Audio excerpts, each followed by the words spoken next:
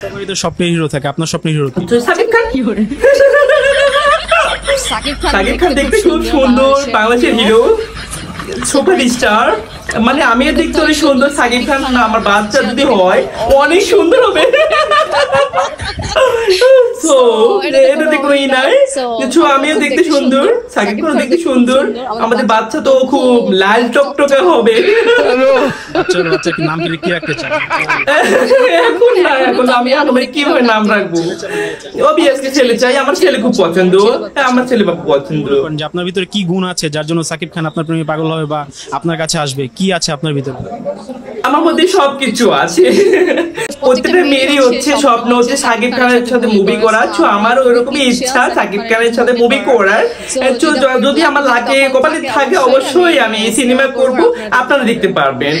এত সুন্দর একটা ছেলে থাকতে কেন হবো না? অবশ্যই হবো। আর সাকিব খান দেখতে আমাকে অবশ্যই পছন্দ করবে, কারণ আমি অনেক সুন্দর, অনেক সেক্সি।